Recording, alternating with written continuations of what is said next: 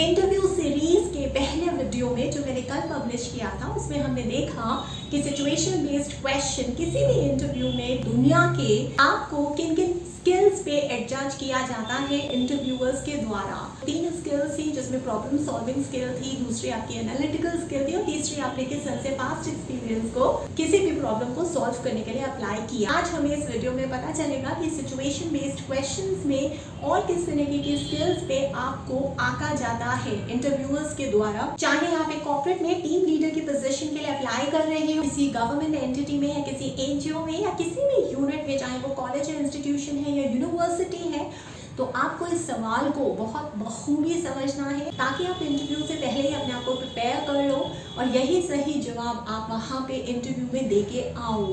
सवाल ये है कि अगर आप टीम लीडर हो और आपको पता चलता है कि आपका एक सबऑर्डिनेट अच्छी तरीके से परफॉर्म नहीं कर पा रहा है तो आप क्या करोगे। पहले हमें ये समझना है कि ये सवाल, ये सिचुएशन आपके सामने क्यों रखी गई है। आपके जवाब से इंटरव्यूअर्स क्या जानना चाहते हैं आपके बारे में या किस किस पैरामीटर्स पे आपको आंकना चाहते हैं और आपको नंबर देना चाहते हैं। सबसे पहली चीज़ इस सवाल से जो इंटरव्यूअर्स आपके बारे में जानेंगे वो ये कि आप में लीड करने की क्षमता है या नहीं है। कहीं ऐसा तो नहीं है कि आप लीड करते हो लेकिन एक डिक्टेटर हो। गलत जवाब क्या क्या हो सकते हैं इस सवाल के जो आप इंटरव्यूज में अक्सर देते हो और फिर आप सिलेक्ट भी नहीं होते हो टीम लीडर की पोजीशन पे। मैंने आप ही लोगों से ये डेटा कलेक्ट किया है और बहुत सारे टीम लीडर्स आते हैं जो हॉरिजॉन्टल प्रमोशंस देख रहे हैं, ढूंढ रहे हैं, या यूनिवर्सिटी के बच्चे जो मैनेजमेंट की डिग्री अभी अभी लेके पास आउट हुए हैं, बहुत अच्छे नंबर हैं, बड़े अच्छे अच्छे कॉलेजेस से हैं और वो as a team leader join करने जा रहे हैं।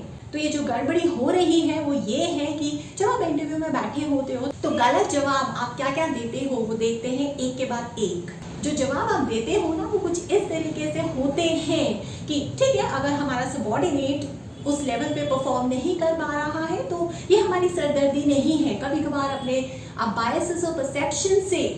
एडजस्ट कर लेते हो सिचुएशन को, उसी परसेप्शन और बायस के बेसिस पे आप एक एटीट्यूड और एक बिहेवियर बना लेते हो कि ये बंदा काम नहीं करना चाहता है, सिर्फ इसे मुफ्त की सैलरी चाहिए और ये मेरा सरदर्द नहीं है। अगर ऐसा मुझे कोई दिखता है तो मैं तो जनरली टीम में बोल देता हूँ, अनाउंस कर देता हूँ कि अगर आप लोगों ने परफॉर्म नहीं किया जो एक्सपेक्टेड लेवल है, जो मैट्रिसेस है, जो पैरामीटर्स है, तो आपको दूसरी टीम में शिफ्ट कर दिया जाएगा या फिर आपको किसी और प्रोसेस में काम सौंप दिया जाएगा। क्योंकि इस प्रोसेस में तो बहुत ज़्यादा डायनामिज्म चाहिए जो आप में नहीं है। आप इतने वर्कलोड को शायद संभालने में सक्षम नहीं हो, या फिर हम अच्छी तरीके से कोशिश कर लेते हैं कि उन्हें या तो कंपनी से ही निकलवा दें या किसी न किसी तरह से अपनी टीम से ही निकलवा दें और किसी और टीम में उन्हें एडजस्ट करवा दें। क्योंकि हमारी टीम तो फ्लो पे टॉप करती है और हमारे यहाँ सारे के सारे जो है टॉप परफॉर्मर्स हैं। और इस तरीके के जवाब अगर आप इंटरव्यू में दोगे इस सवाल के तो ये सारे के सारे जवाब गलत हो जाते हैं। देखो इसके पीछे लॉजिक क्या है। इसके पीछे आपने कभी कोशिश ही नहीं की अपने टीम मेंबर के या जो लोग आपके अंडर काम कर रहे हैं उन्हें समझने की। शायद वहाँ पे एक आइस है जो अभी तक ब्रेक नहीं हुई है, कुछ आपने उनसे रपो बिल्ड नहीं की है, आप उनके बारे में सोचते नहीं हो, आपने इंक्लूसिव एनवायरनमेंट नहीं प्रोवाइड किया है जिसकी वजह से वो भी शायद डरते हैं। अगर आप उनके पास जाते और ये पूछते कि हम किस तरह से इसको बेहतर कर सकते हैं, आपको क्या लगता है कहाँ कहाँ पे चीज़ों को सुधार करने की ज़रूरत है, कहाँ कहाँ पे चीज़ें वैसी नहीं हो पा रही है जैसे उसको होना चाहिए, तो आपको कुछ ऐसे जवाब मिल पाते जिससे आप अपनी टीम की परफॉर्मेंस एक नेक्स्ट लेवल पे लेके चले जाते। आप तो उस टीम के लीडर है ना, आपकी रिस्पॉन्सिबिलिटी है, आपको टीम को साथ लेके चलना है। उस प्रॉब्लम से भाग रहे हैं, अगर आप ये सोच रहे हैं कि मैं उस प्रॉब्लम को ही जड़ से खत्म कर देता हूँ, वो प्रॉब्लम एक्चुअली उस इंडिविजुअल ने कॉज की है,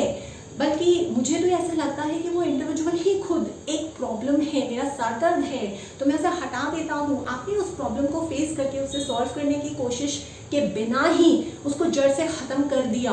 और आपने उससे कोई लेसन नहीं लिया। आप लीडर होता है ना, वो इस तरीके के इंस्ट्रक्शंस कभी नहीं देता है कि देखो अगर तुमने काम नहीं किया तो मैं प्रोसेस से निकलवा दूंगा, एक ऐसे प्रोसेस में निकलवा दूंगा जहाँ पे बहुत कम काम होता है। क्योंकि आजकल कोविड है, वर्क फ्रॉम होम चल रहा है, तो आपको फिर से ऑफिस में आके काम करना पड़ जाएगा। कुछ नहीं तो फिर आपको कंपनी ही निकाल देगी, क्योंकि ये परफॉर्मेंस तो बिल्कुल भी समझ के बाहर है। या आप एक ऐसे टीम लीडर हैं जो सिर्फ और सिर्फ इंस्ट्रक्शंस पे भरोसा रखता है, क्यों? ये भी गलत जवाब है। टीम लीडर किसी भी टीम का लीडर हो सकता है, वो तो होलिस्टिक होता है कि शायद अगर आप उस प्रॉब्लम को सुलझाते, उस इंडिविजुअल को मदद करते, ऐसी बात है कि आप उस इंडिविजुअल का दिल जीत लेते और फिर आप एक एग्जाम्पल सेट कर देते बाकी टीम मेंबर्स के लिए भी, और अगर वो भी हिचकिचाते हैं तो वहां से आप पूरी की पूरी टीम के लिए आइस ब्रेक कर देते। अब हम देखते हैं सवाल का सही और सही एकदम सटीक जवाब क्या हो सकता है। जब मुझे ये पता चलेगा कि मेरा सबऑर्डिनेट जो है वो अप द लेवल परफॉर्म नहीं कर रहा है, तो मैं उसको बुलाऊंगा, उससे बातचीत करूंगा, पूछूंगा कि क्या प्रॉब्लम है। उससे मुझे ये पता चल जाएगा कि ये जो प्रॉब्लम है वो प्रोफेशनल है या पर्सनल है। अगर ये प्रोफेशनल प्रॉब्लम है तो ये मेरी जिम्मेवारी बनती है, क्योंकि मैं उस टीम का लीडर हूँ, कि मैं जो भी अड़चने आ रही हैं उसके काम में, या अगर उसे कोई बुली करता है या कोई रिसोर्सेज उसके पास नहीं है, कोई प्रोजेक्ट की डेडलाइन है जो मिस होने वाली है, जो उसे परेशान कर रही है,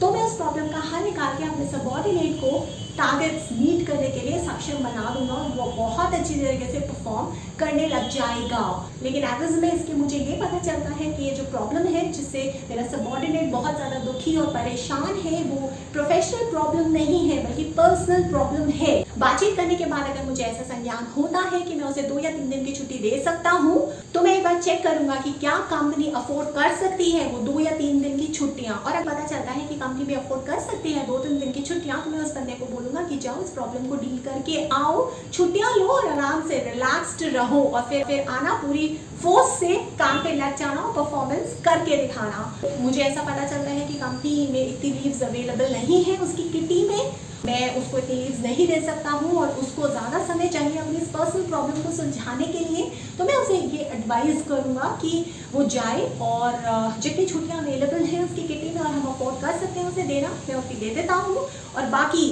अपने तरीके से उस प्रॉब्लम को हैंडल करो, इस तरीके से हैंडल करो कि आपकी पर्सनल प्रॉब्लम का जो इफेक्ट है वो आपकी प्रोफेशनल प्रॉब्लम पे ना पड़े। इसी तरीके से मैंने अपने पिछले वर्क एक्सपीरियंस में मेरा एक सबऑर्डिनेट था जो बहुत ज़्यादा परेशान रहता था और उसकी जो परफॉर्मेंस है 1-2 महीने में उतनी अच्छी निकल के नहीं आ रही थी, तो मैंने उससे पूछा, बातचीत करी, पता चला कि प्रोफेशनल कोई प्रॉब्लम नहीं है, पर्सनल प्रॉब्लम ये है कि जो हम इस तरह से शिफ्ट के टाइमिंग बदल रहे हैं, नाइट शिफ्ट कर रहे हैं, मॉर्निंग शिफ्ट कर रहे हैं, तो उस बंदे को सोने में और उठने में जो टाइम मैनेजमेंट है वो बहुत ज़्यादा गड़बड़ा रहा है, और कभी कभी तो उसका इतना ज़्यादा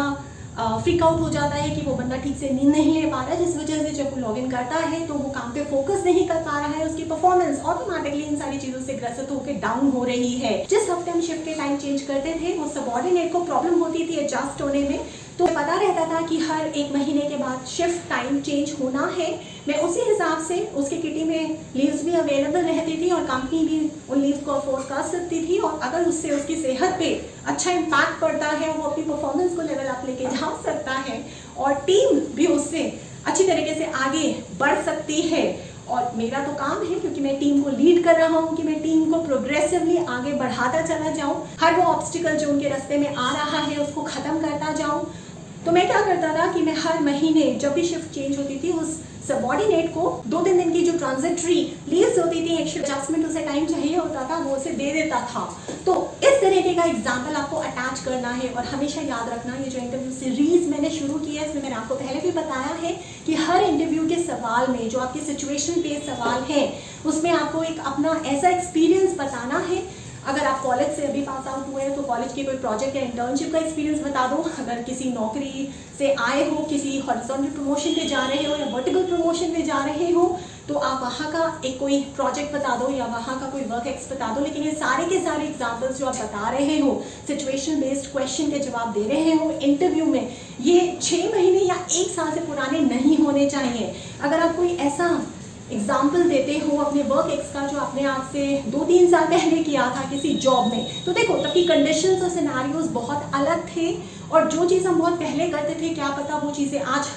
इस समय हमें अच्छी नहीं लगती हैं। आप ऐसे शख्स हो ही नहीं, रहे ही नहीं। इंटरव्यूज़ में जो भी आप एग्जाम्पल देते हो वो रीसेंट एग्जाम्पल्स होने चाहिए। तो इस तरह से आप अपने इस सवाल का जवाब दोगे कि ये एकदम सही जवाब होगा। इससे आप ये प्रूव करते हो कि आप में टीम लीडर स्किल्स हैं, आप अपनी टीम को अपनी रिस्पॉन्सिबिलिटी समझते हो, आप समझते हो कि आप ही एक फोर्स हो जो उनको आगे लेके जा सकता है निरंतर और उनके सारे ऑब्स्टिकल्स दूर कर सकता है। ये जो हमने सीरीज शुरू की है, आगे भी हम ऐसे बहुत सारे इंटरव्यू के क्वेश्चंस लेके आएंगे। सिर्फ और सिर्फ सिचुएशनल बेस्ड क्वेश्चंस के जवाब नहीं देंगे, सही और गलत और भी सवालों के जवाब हम सही और गलत समझने की कोशिश करेंगे। और अगर आपको इन सारे सवालों का जवाब सही और गलत भी पता है ना, तो आप दुनिया का कोई भी इंटरव्यू क्रैक कर सकते हो। अगर आपको इस टॉपिक के बारे में और डेप्थ में समझना है तो आओ व्हाट्सएप पे मेरे साथ एक सेशन बुक करो, टॉपिक लिख के दो। मेरा नंबर है 9311659252। और अगर आप कोई भी यूनिट या एंटिटी हो, चाहे वो सरकारी है, चाहे वो एनजीओ है, कॉलेज है, यूनिवर्सिटी है, या कोई प्राइवेट कंपनी है, मल्टीनेशनल कंपनी है, ग्लोबल कंपनी है, अगर आप मेरे साथ मेरे थ्रू कोई ऑनलाइन ट्रेनिंग कराना चाहते हो अपने सेटअप पे, तो मुझे बुलाओ, मुझे प्रपोजल सेंड करो। मेरा ईमेल एड्रेस है verma.sholi@gmail.com। मैं नीचे वीडियो में मेंशन कर दूंगी।